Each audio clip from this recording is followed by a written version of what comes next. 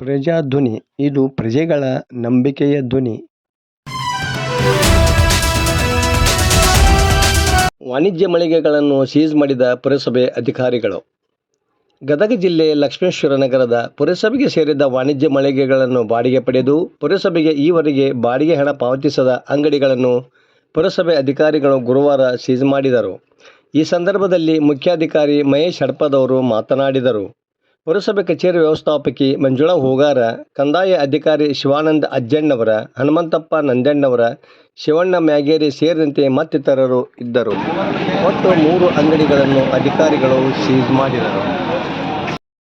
ಇವತ್ತಿನ ದಿವಸ ಲಕ್ಷ್ಮೇಶ್ವರ ಪುರಸಭೆ ವ್ಯಾಪ್ತಿಯಲ್ಲಿ ಬರುವಂಥ ITCMT ಯೋಜನೆಯಲ್ಲಿ ನಿರ್ಮಿಸಿದ ವಾಣಿಜ್ಯ ಮಳಿಗೆಗಳು ಮತ್ತು 10 ಫೈನಾನ್ಸಲ್ಲಿ ನಿರ್ಮಿಸಿದ ವಾಣಿಜ್ಯ ಮಳಿಗೆಗಳಿಗೆ ಇವತ್ತು ಅಂಗಡಿ ಬಾಡಿಗೆದಾರರಾದ ಒಂದನೇದಾಗಿ ITCMT ಯೋಜನೆಯಲ್ಲಿ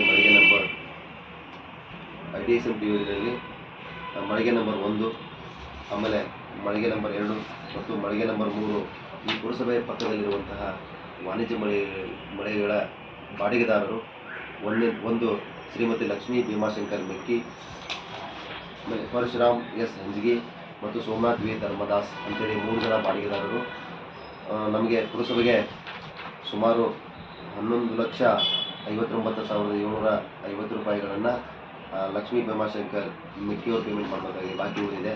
ಆಮೇಲೆ ಸೋಮನಾಥ್ ವಿ ಧರ್ಮದಾಸ್ ಅವರು 6,45,909 ರೂಪಾಯಿಯನ್ನು ಪುರಸಭೆಗೆ ಪಾವತಿ ಮಾಡೋದು ಬಾಕಿ ಇದೆ. ಆಮೇಲೆ ಪರಶುರಾಮ್ ಎಸ್ ಹಂಜಗಿ ಅವರು 5,26,320 ರೂಪಾಯಿ ಈ ಪುರಸಭೆಗೆ ಪಾವತಿ ಮಾಡೋದು ಬಾಕಿ ಇದೆ.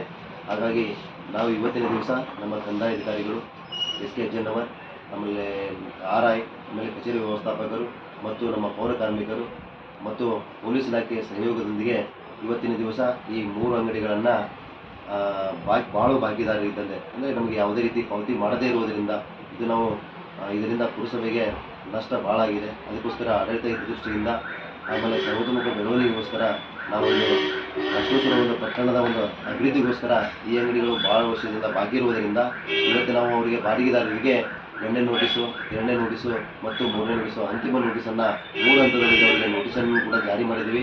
ಜಾರಿ ಮಾಡಿದರೂ ಕೂಡ ಇದುವರೆಗೂ ಕೂಡ ಅವರು ಯಾವುದೇ ರೀತಿ ಆ ನೋಟಿಸ್ಗೆ ಸ್ಪಂದನೆ ಕೊಟ್ಟಿರದೇ ಕಾರಣ ನಾವು ಇವತ್ತಿನ ದಿವಸ ಸರಿಯಾಗಿ 11:30 ಗಂಟೆಗೆ ನಮ್ಮ ಪೊಲೀಸ್ ಇಲಾಖೆಗೆ ಒಂದು ಪತ್ರವನ್ನು ಬರೆದು ಪೊಲೀಸ್ ಇಲಾಖೆ ಸಿಬ್ಬಂದಿಯನ್ನು ಸಮಕ್ಷಮವಾಗಿ ಕರೆಸಿ ಅವರ ಒಂದು ಸಹಯೋಗದೊಂದಿಗೂ ಕೂಡ ಇವತ್ತೇ ನಾವು ಅಂಗಡಿಯನ್ನು ಸೀಜ್ ಮಾಡಲಾಗಿದೆ.